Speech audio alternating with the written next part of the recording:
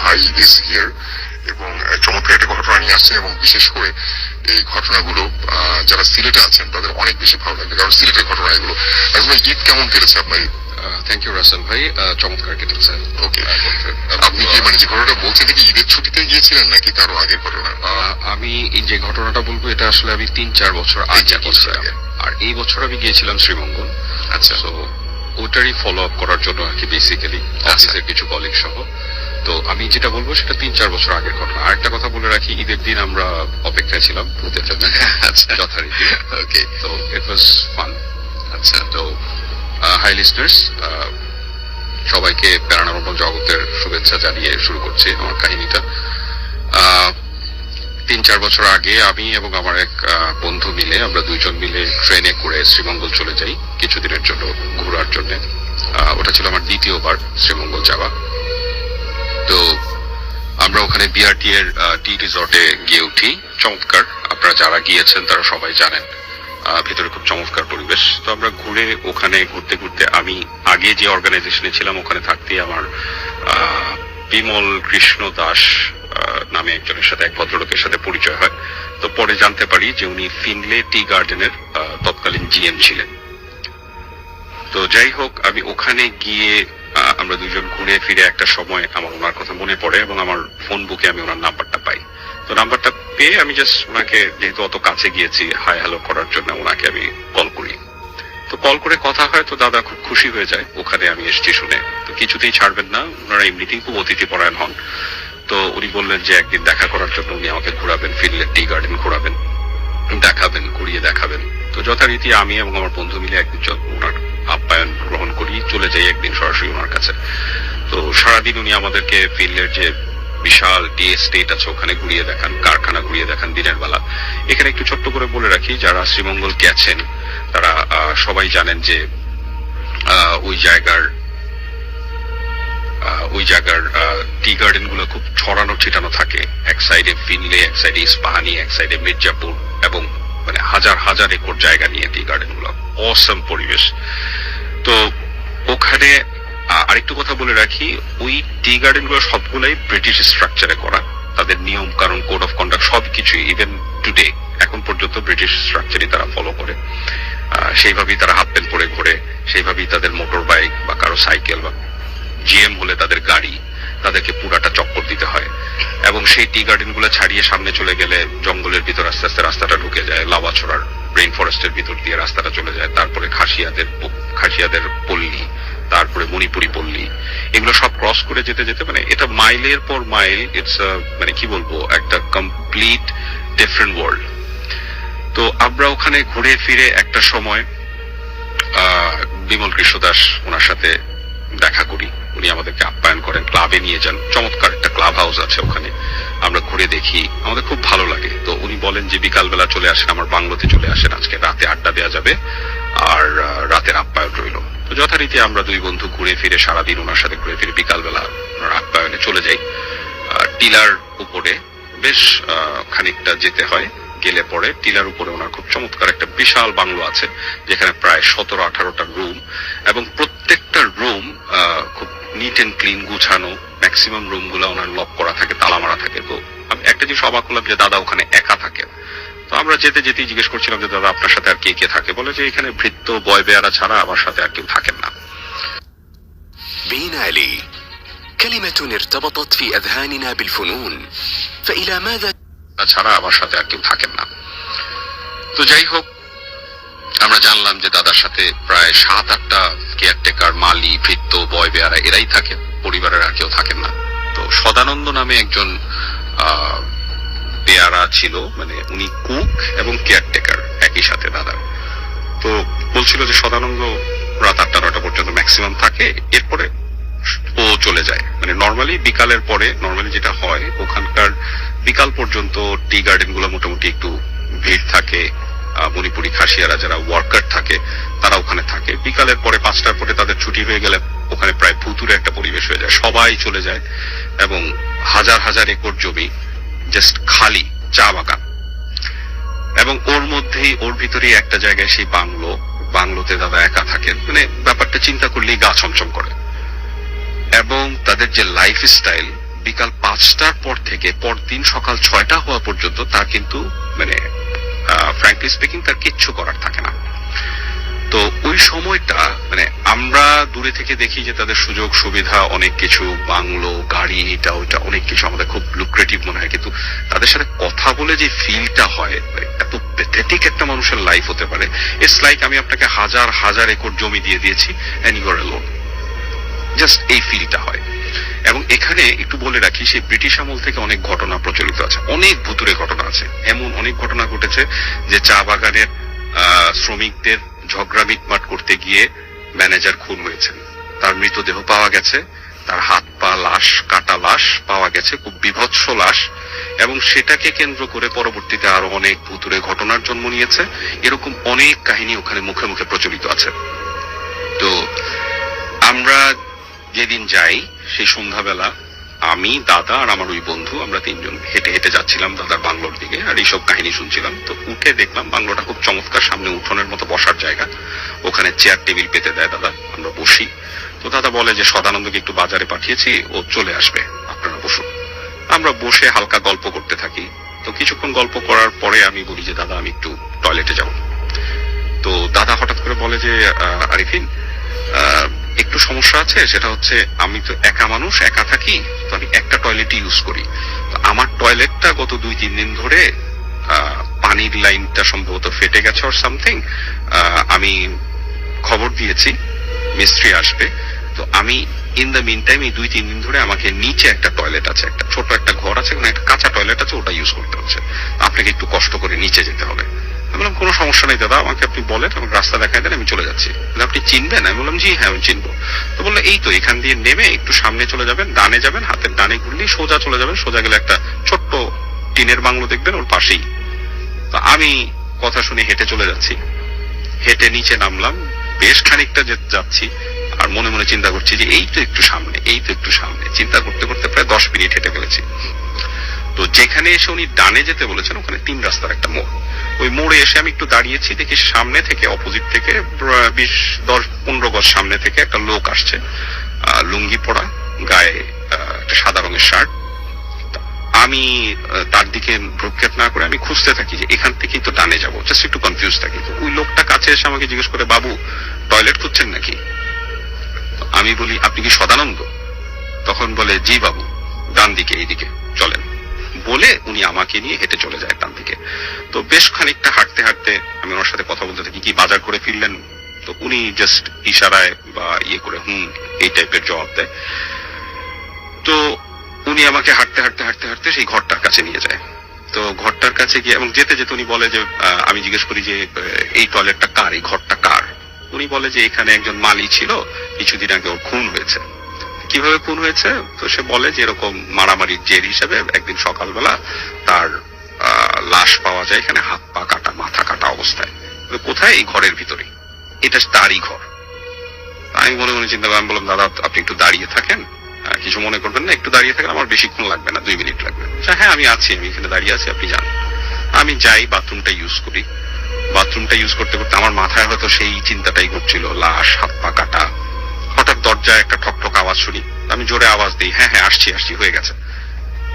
আমি তারপরে হাত মুখ ধুই, একটু মুখে চোখে পানি দেই, ঠিকঠাক হই, ঠিক তখনই আবার দরজায় ঠকঠক। আমার একটু বিরক্ত লাগে যে 2-3 মিনিটের মধ্যে কি হচ্ছে, এতবার দরজায় ঠকঠক করছে। আমি সাথে সাথে দরজা খুলে ফেলি আওয়াজ শুনে। খুলেই দেখি দরজার সামনে আশেপাশে কেউ কিছু নাই, ডানে বামে তাকাই, কেউ নাই। প্রায় 30 গজ সামনে গেটের কাছে সদানন্দ দা দাঁড়ানো। এত অল্প সময়ের মধ্যে আমার মাথায় ঠিক কাজ করে না। আমি হেঁটে বের হয়ে সদানন্দ দাকে গিয়ে জিজ্ঞেস করি, দাদা আপনি কি দরজায় লক করেছিলেন কিনা? তো দাদা আমাকে যেটা বলে যে না বাবু, আমি তো আপনার দরজায় নাড়া দিইনি, হওয়ার কথাও না, কারণ একটা লোক নক করার সাথে সাথে 30 গজ সামনে কিভাবে চলে যাবে? তো ততক্ষণে সন্ধ্যা হয়ে আসছে প্রায়। আমি দেখি ওনার হাতে একটা হারিকেন জ্বলছে। আমি বললাম দাদা হারিকেন কোথায় পেলেন? তুমি বললো যে আমি বাসায় গিয়ে নিয়ে এসছি, আপনার রাস্তা চলতে কষ্ট হবে, তো তাই আমি হারিকেন নিয়ে আসছি। বললাম বাহ, বেশ চমৎকার। হেঁটে হেঁটে যাচ্ছি আর মনে মনে চিন্তা করছি যে এই রাস্তাটা দৌড়ে গেলেও তো কম করে না হলেও 5 মিনিট লাগবে, হেঁটে গেলে 15-20 মিনিট, আর আমি বাথরুমে ছিলাম 2 মিনিট।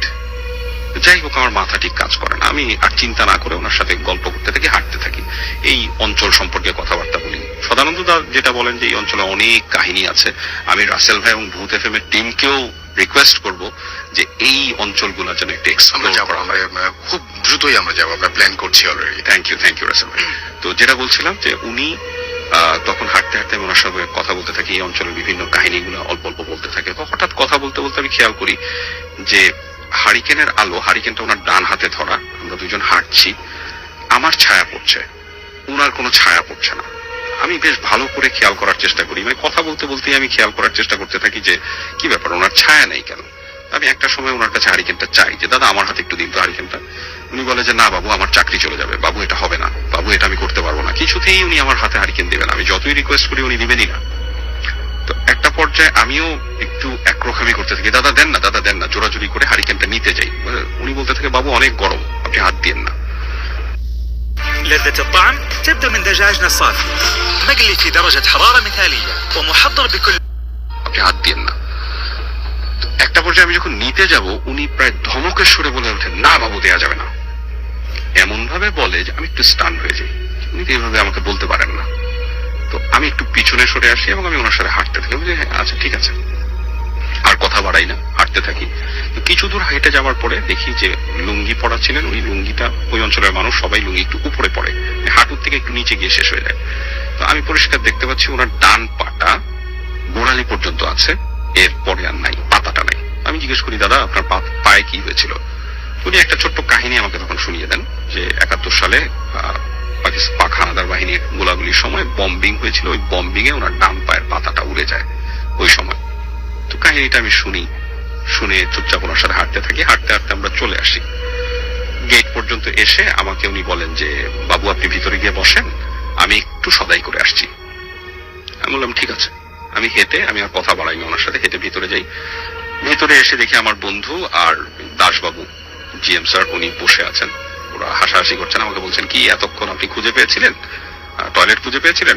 বললাম হ্যাঁ হ্যাঁ সমস্যা হয়নি, পথে যাওয়ার সময় আমার সদানন্দতা দেখা হয়ে গেল, তো উনি নিয়ে গেল। এটা বলার পরে দুইজনই আমার দিকে হা করে তাকিয়ে আছে, তো মুখ চাওয়াচাই করছে। জিএম স্যার বলছে আপনি কি বললেন? আমি বললাম যে হ্যাঁ সদানন্দদা বাজার করে ফিরছিলেন, আমার সাথে দেখা হয়ে গেল, উনি পরিচয় হলেন, আমাকে নিয়ে গেলেন, টয়লেট দেখিয়ে দিলেন। সদানন্দ আপনাকে দেখিয়ে দিয়েছে? আমি বললাম হ্যাঁ। তো উনি হাসছেন, আমার বন্ধুটাও হাসছে মিটমিট, আমি কিছুই বুঝতে পারছি না। তো কিছুক্ষণ পরে উনি ডাক দিলেন জোরে, সদানন্দ সদানন্দ বলে ডাক দিয়ে উনি ভেতর থেকে কাউকে ডাকছেন। আমিও একটু কনফিউজড, আমি বসে আছি চুপচাপ দেখার জন্য কি দেখতে যাচ্ছি। দেখলাম ভিতর থেকে আরো বয়স্ক একটা লোক বের হয়ে আসছে। জাস্ট আমি অবাক হয়ে গেলাম, আমি এখন যে লোকটাকে দেখছি সে জাস্ট আরো বয়স্ক, তার দাড়িগুলা সাদা হয়ে আসছে, চুলগুলা সাদা হয়ে আসছে, চামড়া কুচকানো, একটু ঝুঁকে পড়েছে। আর আমি যেই লোকটাকে দেখেছি সে ঠিক তার 20 বছর আগের রূপ, চুলগুলো কালো, দাড়িগুলো কালো, স্ট্রেট। আমি আর একটা কথাও বাড়াই না। আমার বন্ধু যে ছিল আমার সাথে সে তখন রীতিমতো হাসছে আমাকে নিয়ে, মানে তুই মামা পারিস, এরকম একটা ভাব। আমি চুপ করে আছি, আমি খুব ডিস্টার্ব ফিল করছি যে আমি কি বলবো। তো জিএম স্যার বলছে এসা হতা হ্যায় দাদা, এসা হতা হ্যায়, প্রথমবার আসছেন, থাকেন, গল্প টল্প শুনেন, আরো অনেক কিছু হবে। আচ্ছা ঠিক আছে। তো চাটা নিয়ে আসছে সদানন্দ, চা দিয়ে চলে যাচ্ছিল, অসাম এ গ্রেডেড 3 টি। তো খাচ্ছিলাম, হঠাৎ চায়ে সিপ দিতে দিতে আমার মনে হলো কি যেন মনে হলো, আমি বললাম যে একটু সদানন্দদাকে ডাকবেন? আবার কি হলো? একটু ডাকুন প্লিজ। আমার রিকোয়েস্টে ওনাকে ডাক দিলেন, উনি ভিতর থেকে আবার আসলেন। আসার পর আমি বললাম দাদা আপনার পাটা একটু দেখি, লুঙ্গিটা একটু উঠান তো। আমি দেখলাম এবং ওনারাও দেখলেন যে তার ডান পাটা গোড়ালি পর্যন্ত আছে, পায়ের পাতাটা নেই। আমার ফ্রেন্ডটা আমাকে আবার বলছে কি রে কি হলো? আমি বললাম দাদা এটা কি আপনার 71 সালে বম্বিং এর সময় এই অঞ্চলে, আমি পুরো ঘটনাটা ওনাকে বললাম, বম্বিং এর সময় আপনার পাতাটা এইভাবে উড়ে গিয়েছিল। তো উনি দেখলাম ওনার চোয়াল হা হয়ে গেছে, কোনো কথা নাই। তখন ওই জিএম যিনি ছিলেন দাসবাবু, উনিও একটু নড়ে চড়ে বসছেন, কারণ কাহিনীটা উনিও জানেন। তো আর আমার ফ্রেন্ড তখন কিছুই বুঝছে না। এইরকম অবস্থায় ওই দাসবাবু বললেন আচ্ছা ঠিক আছে তুমি যাও, তুমি ভেতরে যাও। বললো যে আরিফিন ভাই সরি, আসলে আমরা বুঝতে পেরেছি কিছু একটা হয়েছে, আপনার সাথে কিছু একটা হয়েছে, ইটস সিরিয়াস। আমি বললাম যে হ্যাঁ আমি আসলে এটা নিয়ে আর কথা বলতে চাচ্ছি না, সো বুঝতে পারছেন আপনি এখন। তো এই বলে আমরা ওই দিনের আলোচনা শুরু করলাম। আমরা এই আলোচনাটা শুনবো, তার একটা ছোট্ট ব্রেক নিয়ে তো আসতে হবে, এবং এরপরে আরেকটা ঘটনা রয়েছে আরিফিন ভাইয়ের, যেটা হচ্ছে আসলে এরপরে ওই ভদ্রলোকের ঘটনা, দাসবাবু সাহেবের ঘটনা। আমরা দাসবাবু সাহেবের ঘটনাটা শুনবো, একটা ছোট্ট ব্রেক নিতে হবে, তাই চলে যাই আবার আরিফিন ভাইয়ের কাছে যাচ্ছি। Thank you. তো এরপরে যেটা হলো, সেই দাসবাবুর সাথে আমরা বসি, চা নাস্তা শেষ হয় আমাদের পর্ব, এবং দাসবাবু একটা সময় তার গল্পের থলি খুলে বসেন আর কি। তো আমরা ফোর্স করতে থাকি যে উনি এখানে একা থাকেন কেন, বৌদি কেন চলে গিয়েছিলেন, এটা জানতে চাচ্ছিলাম। তো উনি বলতে না চেলেও একটা সময় বেশ আমাদের চাপাচাপিতে বলতে বাধ্য হন আর কি। তো বলেন যে ঠিক আছে, শুনতে চাচ্ছেন শুনুন। সেটা ছিল 94 সালের কাহিনী। উনি যখন প্রথম জয়েন করেন এখানে, বৌদি সহ আসেন, এই বাংলোতেই ওনাকে দেয়া হয়, এই বাংলোতেই উনি ওঠেন। তো এখানে একটু বলে রাখি, উনি রংপুর মেডিকেল কলেজ থেকে MBBS করেন, ডাক্তারি পড়েন। তারপরে একটা সময় বেশ কিছু ঘটনায় একটু বিরক্ত হয়ে উনি ওনার ট্র্যাক চেঞ্জ করেন। উনি এই মানে ব্রিটিশ ইয়ের আন্ডারে, তখন ব্রিটিশ ছিল ফিনলে, তো ওই ইয়ের আন্ডারে উনি এখানে জয়েন করেন, টি স্টেটে জয়েন করেন, এবং উনি ওনার পুরো প্রফেশন চেঞ্জ করে ফেলেন এরপরে।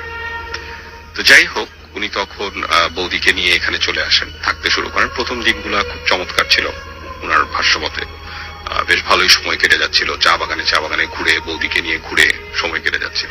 তো ঘটনা শুরু হয় একটা টেলিফোন থেকে। একটা টেলিফোন প্রায় বেজে উঠত। তো ওখানকার মানুষজন টেলিফোনকে এখনো কলের গান বলে। কলের গান বেজে উঠলো। তো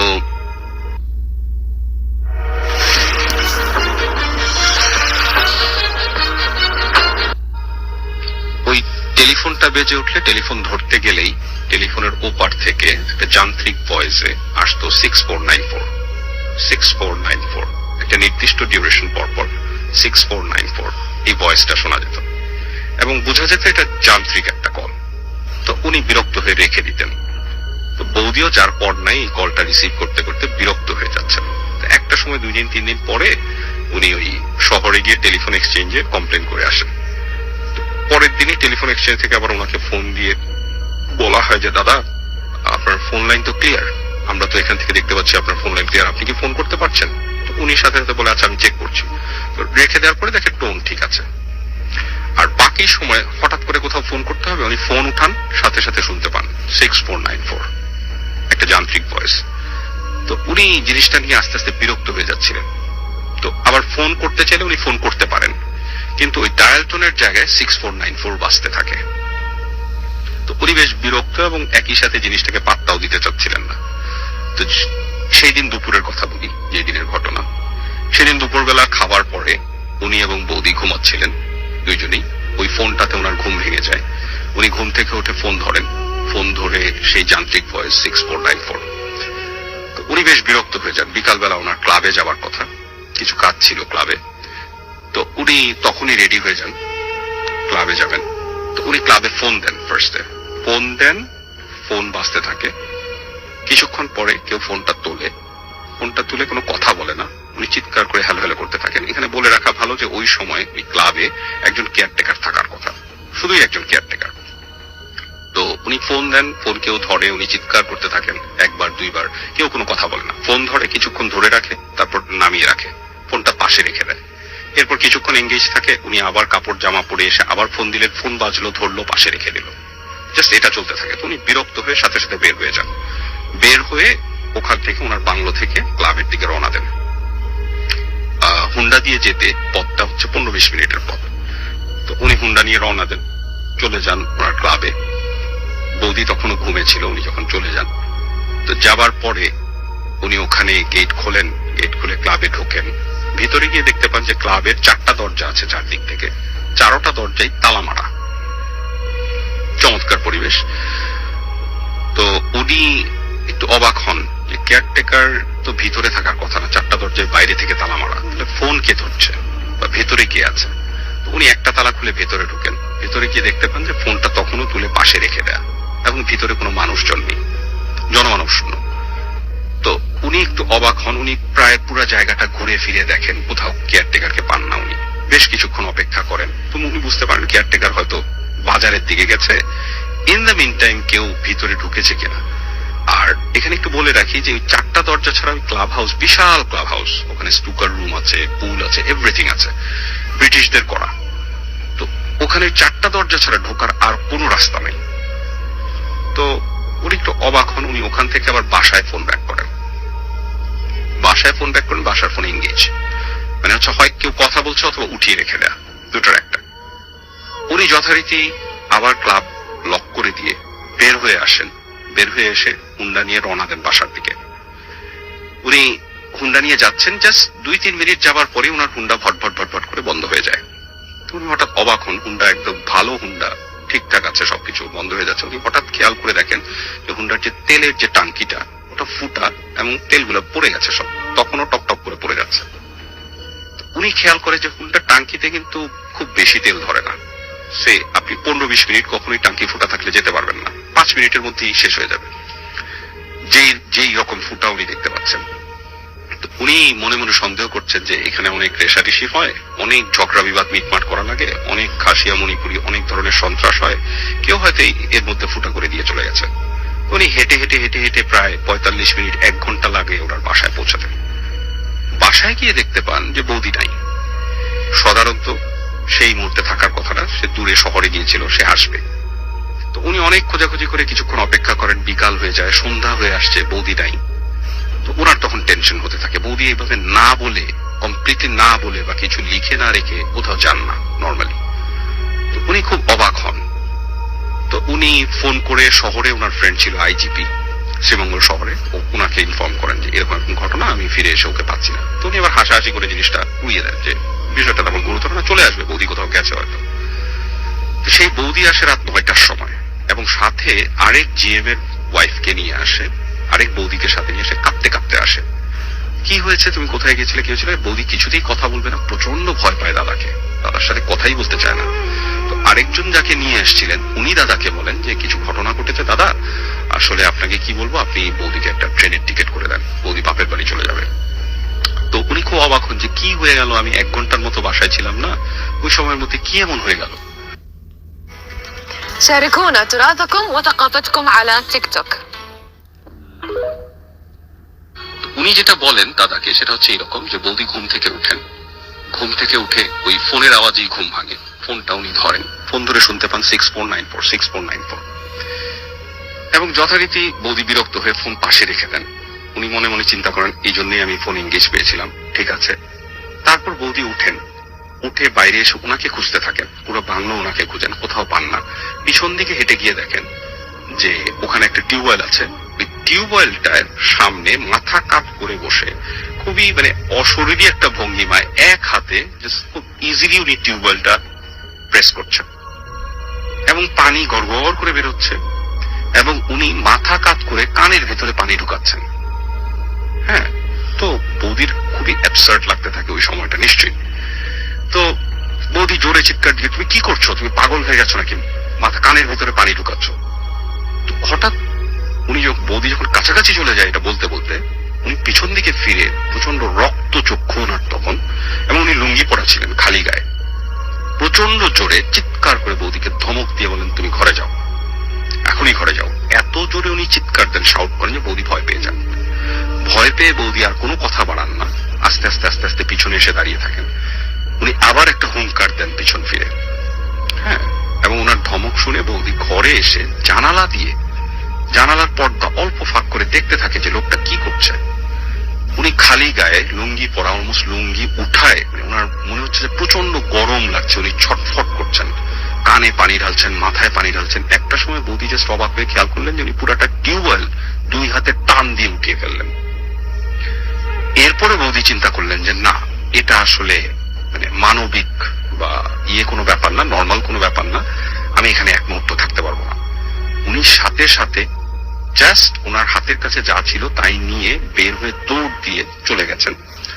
উনি দৌড়াতে আরেক জিএম এর বাসায়, ওনার পরিচিত, ওখানে চলে যান। এটা ছিল ওই দুপুরের কাহিনী।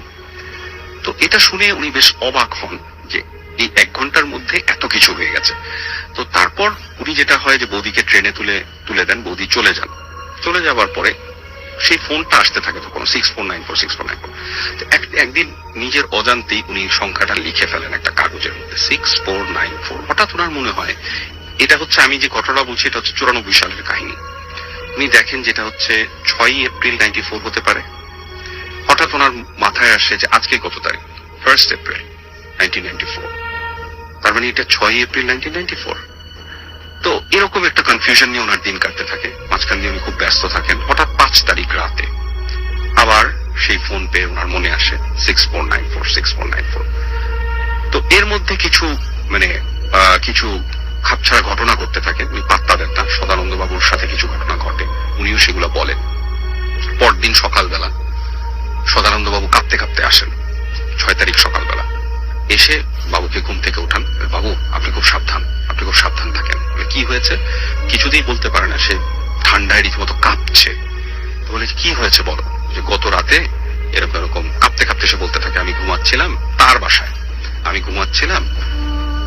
তখন রাত 12টা-1টার দিকে হঠাৎ শুনি দরজার মধ্যে ঠক ঠক ঠক ঠক আওয়াজ হচ্ছে। আমি উঠে দরজা খুলি, অনেকক্ষণ পরে উঠে দরজা খুলি। খোলার পরে দেখি বুড়ি মতো একটা মহিলা অনেকখানি দূরে, দরজা থেকে অনেকখানি দূরে সে চুপচাপ বসে আছে। আমি চিৎকার দিয়ে জিজ্ঞেস করি, এই যা এখান থেকে দূর হ। এরকম অনেক কিছু আসে, ওরা জানে ঘটনাগুলো। তো বলছে যে আমি তাড়িয়ে দেওয়ার চেষ্টা করি। তো বুড়ি যেটা বলতে থাকে, বিড়বিড় করে বলতে থাকে যে তোর বাবুর তো অনেক বিপদ, তুই যা, তুই এখনই যা। আমি বাবু গা করি না, এরকম সারা রাত সে ওখানে বকবক করতে থাকে। আমি দরজা লাগিয়ে কানে বালিশ দিয়ে ঘুমিয়ে পড়ি। একটা সময় যেটা হয়, ভোরবেলা আমি উঠে পুজো করে একদম ভোরবেলা, আমার আর সারা রাত ঘুম হয় না, আমি চলে আসি। অন্ধকার তখন মাত্র ফর্সা হচ্ছে। আমি আপনার বাসার কাছে, বাংলোর কাছে এসে উঠানের মধ্যে দেখতে পাই যে অনেক শিয়াল, এবং শিয়াল অথবা হায়না চুপ করে বসা আপনার বাংলোর সামনে উঠোনে বিছায়ে বসা। এত শিয়াল বাবু আমি আমার জীবনে দেখিনি। এমনিতে ওই অঞ্চলে অনেক শিয়াল আছে, এমনিতে আমরা হাঁটার সময়ও দেখি যে 2-3টা সামনে দিয়ে চলে যায়। তো উনি বলছে যে আমার খুব ভয় লাগে বাবু, আসলে কেন জানি না। আমি দরজা খুলি, গেট খুলে যখন ঢুকতে থাকি, শিয়ালগুলো খুব ধীরে ধীরে একটা করে উঠে টিলা থেকে নেমে চলে যাচ্ছিল। আমি এরকম আমার জীবনে কখনো দেখিনি বাবু। আমার মনে হচ্ছিল যে সারা রাত এই শিয়ালগুলো এখানে বসা ছিল এবং চুপচাপ আপনার উঠোন পর্যন্ত। তখনই আমার ফোনটা বেজে ওঠে। তো দাসবাবু গিয়ে ফোনটা ধরার পরে উনি শুনতে পান, দ্যাটস দ্য ডে, সেই যান্ত্রিক কণ্ঠস্বর। তো উনি খুবই সাহসী মানুষ, যে কারণে উনি ওখানে জব করেন। উনি জাস্ট কিছুই পাত্তা দেন না, কারণ ওই 6 এপ্রিল ছিল উনার বন্ধের দিন, রবিবার। এবং উনি খেয়াল করেন যে আজকে আমার অনেক প্রোগ্রাম আছে, ফেস্টিভ্যাল আছে, উনি খাসিয়াপাড়ায় যাবেন, ওখানে একটা নৃত্য অনুষ্ঠান আছে, ওখানে যাবেন, অনেক ফেস্টিভ্যাল আছে। উনি কিছুই পাত্তা দেন না। উনি বলেন যে ঠিক আছে, কোনো সমস্যা নেই, দ্যাটস দ্য ডে, কি হবে আমার। উনি উনার ওই দিন পার করতে থাকেন, বের হয়ে যান। ঘটনা হয় রাতের বেলা। উনি রাতের বেলা যখন খাসিয়াপল্লীতে যান, ওখানে উনি প্রোগ্রাম দেখছেন, সবাই গোল হয়ে বসে আগুন টাগুন যে খুব জাঁকজমকপূর্ণ অনুষ্ঠান হয়। তো উনি অনুষ্ঠান দেখছেন, তাদের 3-4 জন, উনি এবং উনার সাথে আরো 2-3 জন চেয়ারে বসা, আর বাকি সবাই নিচে বসা গোল করে। অনুষ্ঠান চলছে, নাচ গান চলছে, গানা বাজানা চলছে। হঠাৎ ওনার কি মনে হয়, পায়ে মশার কামড় অর সামথিং। উনি একটু উপর হন চেয়ারে, উপর হওয়ার সাথে সাথে জাস্ট ওই সময় বুম করে একটা গুলির আওয়াজ হয়। সবাই রীতিমতো তখন যে যেখানে ছিল পারলে মাটিতে শুয়ে পড়তেছে, গড়াগড়ি খাচ্ছে, সব থেমে গেছে, কোনো শব্দ নাই কোথাও। এবং দ্বিতীয় আরেকটা গুলির আওয়াজ সাথে সাথে দম করে। তো সবাই মোটামুটি স্থির, চিল্লাচিল্লি। ওর মধ্যেই কিছুক্ষণ পরে যখন পরিবেশ ঠান্ডা হলো, দেখা গেল যে উনি যে চেয়ারে বসা ছিলেন, যেখানে উনি হেলান দিয়েছিলেন, ঠিক তার উপরে গুলিটা ঢোকে ছেঁচে বের হয়ে গেছে কাঠের চেয়ার। এবং আরেকটা গুলি ঠিক উনি যেখানে বসা ছিল তার সাথেই লাগোয়া একটা বড় বট গাছ ছিল, সেই বট গাছে গিয়ে আটকে আছে। তো ওনার মাথা কাজ করে না, কারণ এই অঞ্চলে মানুষ অনেক হিংস্র হয়, কিন্তু কারো কাছে কোনো বন্দুক নাই। তো এরপরে উনি যখন রাত্রেবেলা চলে আসছিল, ফেরত আসার সময় উনি ওই লাউয়াছড়ার জঙ্গলের ভিতর দিয়ে যে রাস্তাটা, ওই দিক দিয়ে আসছে, রাত তখন 12টা-1টা হবে। যেতে যেতে যেতে যেতে কিছু দূর যাওয়ার পর সেই আবার ভটভট ওনার হুন্ডা স্টার্ট বন্ধ হয়ে গেল। এবং উনি শুনতে পান যে একটা অল্প বয়স্ক একটা মেয়ে ওই জঙ্গলের ভিতরে কান্নাকাটি করছে। এখান থেকে আমি রাসেল ভাই আবার একটু জাস্ট আর 5 মিনিট সময় নিব। আচ্ছা, তাহলে আমরা শেষ করে ফেলি আমাদের Okay. সময়। তো যেটা হচ্ছিল যে উনি শুনতে পান যে এরকম একটা মেয়ে কান্নাকাটি করছে, তো তার খুব মায়া লাগে এবং হুন্ডাও তার বন্ধ হয়ে যায় ওই সময়, কিছু করার থাকে না। তো উনি হুন্ডা থেকে নেমে জিজ্ঞেস করেন যে এই কি হয়েছে, কি হয়েছে, কে ওখানে? তো অন্ধকার জঙ্গলের মধ্যে উনি দেখতে পান একটা ছায়ার মতো শাড়ি পরা একটা মেয়ে দাঁড়ানো। তো উনি ধমক দিয়ে জিজ্ঞেস করেন, তো মেয়েটা বলে যে বাবু আমার খুব বিপদ, তুমি আমাকে একটু সাহায্য করো। তখন বলছে তোমার কি হয়েছে? বলে যে আমার বাবা খুব অসুস্থ, তুমি আমাকে একটু সাহায্য করো। তা উনি একে তো উনি মানে আগে একসময় ডাক্তারি পড়েছেন, তারপরে ওই রকম জায়গায় উনি একজন সম্মানিত লোক, উনি যদি সাহায্য না করেন তো যাই হোক ওনার হুন্ডাও বন্ধ হয়ে গেছে। ওই হুন্ডাটা ঠেলে জঙ্গলের একধারে রেখে ওই মেয়েটার সাথে হাঁটতে থাকে, মেয়েটা সামনে সামনে হাঁটতে থাকে। তো কিছু দূর যাওয়ার পর মেয়েটা বলে যে ওই যে বাবু ওটা আমার বাড়ি। ভিতরে গিয়ে দেখে একটা জঙ্গলের ভিতরে একটা জংলা পরিত্যক্ত বাড়ি, ওই বাড়ির ভিতরে একটা টিমটিমে কুপি জ্বলছে কোন রকমে।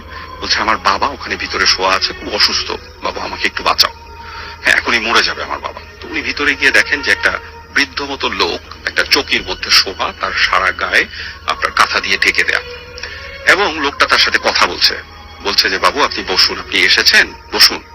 তখন বলে যে কোথায় বসবো? তখন চেয়ার দেখিয়ে দিল, একটু দূরেই চেয়ার। উনি চেয়ারে বসলো, বলছে আপনার কি হয়েছে? তখন বলছে আপনাকে কি পারুল নিয়ে এসছে? তখন বলছে পারুল কে? বলছে আমার মেয়ে, সে আপনাকে নিয়ে আসছে, তারই আপনাকে নিয়ে আসার কথা। বলে জি। তখন বলে উনি ওনার অসুস্থতার কথা বললেন এবং লাস্টে যেটা বললেন যে এইটুকু যে বাবু আমি যদি এখনই মরে যাই, আমার অবস্থা খুব খারাপ, আমি যদি এখনই মরে যাই, ওই যে একটা বাক্স রাখা আছে দেখেন, ওই বাক্সটা খুলবেন, ভিতরে কিছু টাকা পয়সা আছে, ওটা আপনার, আপনি আমাকে একটু আমার লাশটা সৎকারের ব্যবস্থা করে দিন। আর ওখানে একটা উইল রাখা আছে, এই উইলটা দয়া করে আমার ছেলে, আমার নাম, উনি একটা নাম বলে, আমি পরে বলছি, উনি একটা নাম বলে এবং বলে আমার ছেলে অমুক, সে কলকাতায় পড়ালেখা করে, তার পর্যন্ত আপনি শুধু উইলটা পৌঁছে দেবেন। আমার অনেক সম্পত্তি আছে, আমি এই লাউয়াছড়া এই বাগানের মালি ছিলাম আগে, এখন গার্ড, কেয়ারটেকার, এবং আমি এর ভিতরে একটা মসজিদ আছে, এই মসজিদের ইমাম। তো আপনি দয়া করে আমার উইলটা আমার ছেলে পর্যন্ত পৌঁছে দিবেন, এই দায়িত্বটা আমি আপনাকে দিলাম, আপনি আমাকে প্রমিস করেন যে আপনি এটা রাখবেন। বলছে হ্যাঁ আমি আপনাকে কথা দিচ্ছি। বলে উনি বলে যে ঠিক আছে এবার আমি আপনাকে দেখি। তখন বলছে পারুলের কথাটা শুনবেন না? বলে যে হ্যাঁ বলে। যে পারুল আমার মেয়ে ছিল, শর্টকাটে জাস্ট বলে ফেলে যে 7 বছর আগে সে মারা গিয়েছিল। সেইটুক বলে উনি চুপ হয়ে যান। তো উনি হেঁটে সামনে যান, হেঁটে সামনে গিয়ে জাস্ট ওনার কাছে যান, কাছে গিয়ে দেখতে পান যে বৃদ্ধ তার দিকেই তাকিয়ে আছে, সাদা দাড়ি, হ্যাঁ মাওলানা মানুষ, সাদা দাড়ি, এবং উনি হাতের নাড়ি চেক করার জন্য হাতের কবজিটা যখন হাতে নিলেন, দেখলেন হাতটা প্রচন্ড ঠান্ডা। এবং উনার সমস্ত ডাক্তারি সেন্সে উনি যেটা বললেন যে আরিফিন ভাই আমার সমস্ত ডাক্তারি সেন্সে যেটা বলে এই লাশটা মিনিমাম 3 দিন আগে পুরানো, এই লাশটা মিনিমাম 3 দিন আগে পুরানো, ঠান্ডা, পচা গন্ধ। তখন আমি গন্ধে টিকতে পারছি না ওই রুমে, আমি দৌড়ে ছুটে বের হয়ে আসি ওই রুম থেকে, মানে এটা আমি নিতে পারি না। ঠিক বের হয়ে এসে আমার মনে হয় যে আমি তাকে যেই হোক, যে অবস্থাতেই হোক, আমি তাকে কথা দিয়েছি যে তার উইলটা তার ছেলে পর্যন্ত পৌঁছাবো। সে দৌড়ে আবার ঘরের ভিতর ঢুকে তখন দেখে তপ করে সেই কুপিটা বন্ধ হয়ে যায়। সে ওই বাক্সটা খুলে ফেলে, বাক্সটা হেঁচকা টানে খুলে ভিতরে কিছু কাগজপত্র সে হাতায় যা পায় জাস্ট ওখান থেকে নিয়ে দৌড় দিয়ে বের হয়ে চলে আসে। প্রচন্ড পচা গন্ধ, ওখানে মোটকা গন্ধ। উনি জাস্ট বলেন যে আমি ছুটতে ছুটতে আসি, কিভাবে আসি আমি জানি না, আমার হুন্ডা নিয়ে আমি স্টার্ট দিই এবং স্টার্ট দেওয়ার পর আমার হুন্ডা স্টার্ট হয়ে যায় যথারীতি, আমি ওখান থেকে চলে আসি। উনি উইলটা নিতে পারেন, কিছু টাকা নিতে পারেন। পরদিন সকালে উনি ওখানে যান এবং যাওয়ার পরে উনি যেটা করেন যে ওনার লোকজন নিয়ে ওখানে যান, লোকজন নিয়ে চেক করতে পারেন যে ওখানে আসলে কোনো লাশ নেই, কিচ্ছু নাই। এখানে একটু বলে রাখি, পরবর্তীতে উনি দেখেন উইলের মধ্যে নাম দেয়া আছে মাওলানা আব্দুর রউফ, এবং যখন নামটা বলে মাওলানা আব্দুর রউফ, আমি এবং আমার ফ্রেন্ড স্টান হয়ে যাই। কিছুদিন আগে লাউয়াছড়ার ভিতরে, 2 দিন আগে লাউয়াছড়ার ভিতরে আমরা রাস্তা হারিয়ে ফেলেছিলাম, দুজন দুই দিকে চলে গেছিলাম, মোবাইলের নেটওয়ার্ক কাজ করে না, হারিয়ে ফেলেছি। ওখানে একটা মসজিদ ছিল, ওই মসজিদে গিয়ে বসেছিলাম। তা আমাদের কথা ছিল যে হারিয়েও যদি যাই সন্ধ্যার সময় আমরা টি রিসোর্টে দেখা করবো। আমি মসজিদে 2 রাকাত নামাজ পড়ে নিয়ে, আসরের ওয়াক্ত ছিল, নামাজ পড়ে বের হতে যাব, দেখি ওখানে একজন মাওলানা বসা। আমি ওনাকে বলি যে চাচা আপনি আমাকে একটু পথটা দেখাই দিবেন, আমি রাস্তার দিকে যেতে চাই। তো উনি আমাকে রাস্তা দিয়ে বলে সোজা গিয়ে ডানে বামে রাস্তা দেখায় দেয়। তো আসার সময় আমি জাস্ট জিজ্ঞেস করি চাচা আপনার নাম কি? বলে আমার নাম মাওলানা আব্দুর রউফ।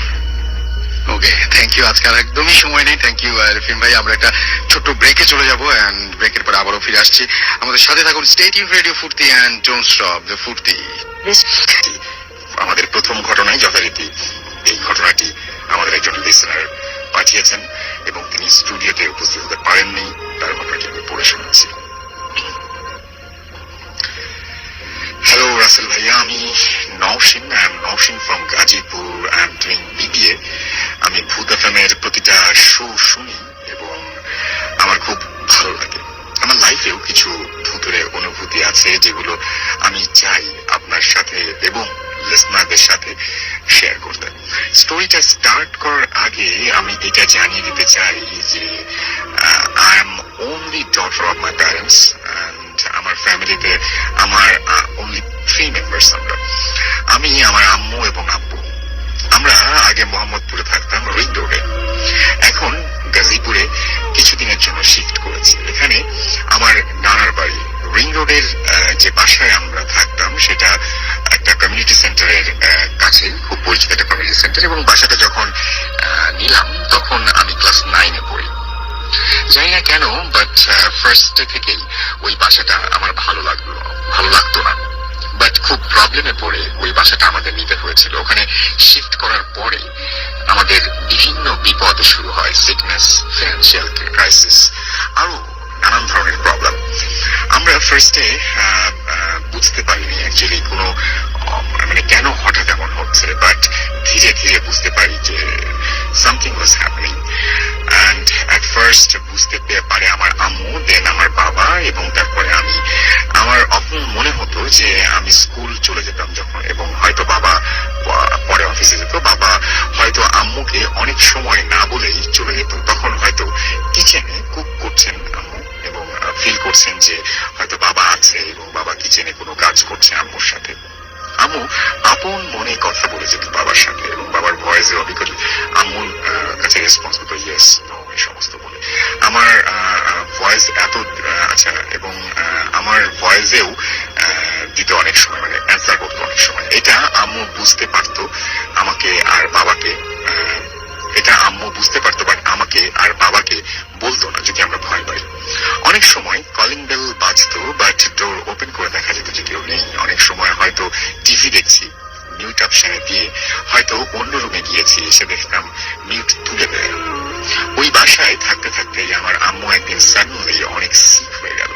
জন্ডিসে আম্মু এত সিরিয়াস অবস্থা হয়ে গেল যে লিভারটা বড় হয়ে গিয়েছিল এবং আম্মুকে হসপিটালে অ্যাডমিশন নিতে হয়েছিল। অনেকদিন আম্মুর ট্রিটমেন্ট চললো, এমন অবস্থা হয়ে গিয়েছিল যে আম্মুকে বাঁচানো ইম্পসিবল হয়েছিল। দেখা গেল যে তখন বাসায় ডিস্টার্ব যেন হঠাৎ আরো বেড়ে গেল। বাসায় তখন আমার নানি এসেছিলেন থাকতে, অনলি ছিলাম আমার বাবা এবং আমি আর আমার বাবার এক কাজিন। দেন সেই সময়গুলোই আমরা বুঝতে পারলাম যে প্রবলেমটা বেসিক্যালি কোথায়। প্রবলেমটা ছিল আমার বেডরুমে, যেটা আমি সেভাবে কখনো টের পাইনি। আমার রুমটা ছিল ঠিক মেইন রোডের পাশে। আম্মু হসপিটালাইজ থাকাকালীন সময় আমি থাকতাম আম্মুদের বেডরুমে। তখন এক রাতে আমার রুমে আমার বাবার কাজিন ছিল। ওই রাতে ওনার সাথেও একটা সিরিয়াস কাহিনী ঘটে যায়। উনি মাঝরাতে ফিল করেন যে কেউ ওনার উপরে উঠে ওনাকে জোরে চেপে ধরে রেখেছে এবং উনি মুভ করতে পারছেন না, ইভেন উনি শ্বাসও নিতে পারছেন না। দেন অনেক কষ্টে সুরা পড়ে উনি রক্ষা পান। এর পরের দিন থেকে উনি আমার রুমে থাকতেন এবং আমার নানি জানার পর আমাকেও আর থাকতে দিত না ওই রুমে। যথারীতি আম্মুকে বাসায় নিয়ে এলাম 15 দিন পর। আনার 2 দিন পর একদিন বাইরে খুব বৃষ্টি, আমার স্কুল ছিল এবং তখন বাজে 2:30। এই টাইমে বাবা আমাকে আনতে গিয়েছিল স্কুলে এবং দাদি ছিল বাসায়, বাট উনি ঘুমাচ্ছিলেন আম্মুদের রুমে। আম্মু আমার জন্য ওয়েট করতে করতে গিয়ে এক সময় রুমে আমার বেডে শোয় এবং কারণ আমার রুমটা ছিল ঠিক বারান্দার পাশেই এবং জানালা দিয়ে একটা নারিকেল গাছ ছিল, দেখা যেত। এবং আম্মু চোখ বন্ধ করে শুয়ে থাকে, বাট মানে আসলে ইংরেজিতে লেখা যেন আমার প্রবলেম হচ্ছে, বাট ফিল করে যে আম্মুর হাতে কে যেন টাচ করলো খুব ডিপলি। আম্মু স্পষ্ট বুঝলো যে ভেবেছে হয়তো দাদি। আচ্ছা, উনি বুঝতে পারলেন যে এটা অনুমান করেছিলেন যেটা দাদি, কারণ তখন ডোরটা ক্লোজ ছিল। এমন এমনও না যে বাড়িতে থেকে কেউ বাইরে থেকে কেউ আসবে, বাসায় কেউ ছিল না। আম্মু তখনই উঠলো এবং উঠে দেখলো যে কেউ নেই। হাঁটতে হাঁটতে আম্মুর রুমে গেল, গিয়ে দেখে যে দাদি ডিপ স্লিপে। তাহলে আম্মুকে টাচ করলো কে? কারণ আমার রুম থেকে আম্মুর রুমে ডিস্টেন্সটা মোটামুটি বেশি। মাঝে একটা বড় রুম ছিল, ড্রয়িং রুম কাম ডাইনিং। এটা এত বড় রুম যে এটা ক্রস করে দাদিকে আম্মুকে টাচ করে আবার এই গভীর ঘুমে যাওয়াটা ইম্পসিবল। তাহলে এটা কে ছিল? এমনই একদিন আমার ফুপু গ্রাম থেকে এসে আমার রুমে ঘুমিয়েছে রাতে। উনি অনেক রিলিজিয়াস সূরা পড়ে শুয়েছিলেন। রাত জাস্ট 12:15 বাজে। এরকম টাইমে উনি হঠাৎ খুব শাউট করে আমার রুম থেকে বেরিয়ে আসে। আমরা কিছু বুঝে উঠতে পারি না। হঠাৎ উনি বলল যে দুইবার নিজ চোখে দেখেছে যে কে যেন আমার বিছানায় জোরে ঝাঁকি দিয়েছে এবং লাস্টের বার বিছানা পুরা উঠিয়ে ফেলেছে, মোটামুটি অনেকখানি। আমি হঠাৎ কিছু বুঝে উঠতে পারলাম না এবং যে এটাও পসিবল। যেখানে ফুপি এত রিলিজিয়াস, তার সাথে এমন খুব ভয় পেয়ে গেলাম যে ডে বাই ডে এই যন্ত্রণা বেড়েই চলছে এবং আম্মু হসপিটাল থেকে বাসায় আসার 1 উইকের কাহিনী। ফুপু ওই রাতে থাকলো না এবং আমরা এক রুমে আমার বাবা লক করে দিল। ফুপু এই কাহিনী ঘটার পর দিন বাবা বলতে লাগলো যে এগুলো সব ফালতু কাহিনী, এমন কিছুই নেই, আমাদের এগুলো সব হ্যালুসিনেশন। প্রুফ করার জন্য সে নিজেই ওই রাতে থাকবে আমার রুমে। কথা মতো সে থাকলো এবং আমার রুমে আমাদের শত মানা সত্ত্বেও বাবা নর্মালি 16 রাতে জাস্ট 12:30 ক্রস করেছে। বাবা ক্লিয়ারলি ফিল করতে লাগলো যে আমাদের রুমটা সাডেনলি অনেক ঠান্ডা হয়ে গেল। যেখানে সেই সময় চলছে চৈত্র মাস, অনেক গরম। বাবা ঠান্ডায় কিছু না পেয়ে আমার বেডশিটটা নিয়ে নিজের গায়ে জড়িয়ে নিল। কিছুক্ষণ পর সে স্পষ্ট শুনতে পেল যে কেউ খুব মনোযোগ দিয়ে বিড়বিড় করে কিছু একটা পড়ছে। বাবা চোখ খুলে ফেললো এটা দেখার জন্য যে কেউ আছে কিনা। কারণ আমার রিডিং টেবিলটা ছিল ঠিক আমার বেডের সাথে লাগানো, কিন্তু বাবা কাউকে দেখলো না, উল্টা পড়ার সাউন্ডও অফ হয়ে গেল। এরপরেও 2-1 বার এমন হলো। দেন কিছুক্ষণ পর যখন রাত প্রায় 3টা তখন ঘটলো আরো লোমহর্ষক এক কাহিনী। আমার বিছানা ছিল ফোমের, কেউ বসলে দেবে যেত। বাবা স্পষ্ট খেয়াল করলো যে বিছানাটা দেবে গেল এবং এক সাইডে দেবে গেল এবং যেখানে ওই রুমে কেউ নেই, কাউকে দেখতে পেল না বাবা, বাট বিছানাটা চারিদিক দিয়ে দেবে গেল। একবার পায়ের কাছে, একবার হাতের কাছে, একবার মাথার কাছে। বাবা কিছু বুঝে উঠতে পারলো না, বাট এতটুকু বুঝলো যে কিছু একটা ঘটছে, কিছু একটা আছে এই রুমে। বাবা বিছানা থেকে ভয়ে উঠলো না, কারণ যদি হিতে বিপরীত হয়। কিন্তু বাবার কোনো ক্ষতি করলো না, যথারীতি সারা রাত এভাবেই কাটলো। দেন ভোরের আজানটা পড়া মাত্র বাবা ফিল করলো বাবা ঘামছে এন্ড রুমের ঠান্ডাটা কেটে যাচ্ছে আর সব নর্মাল হয়ে যাচ্ছে। এরপর বাবা রুম থেকে বের হয়ে চলে এলো নিজের রুমে। দেন সকালে যখন আমরা সবাই ব্রেকফাস্ট করতে বসলাম তখন বললো যে রাতের এই কাহিনী।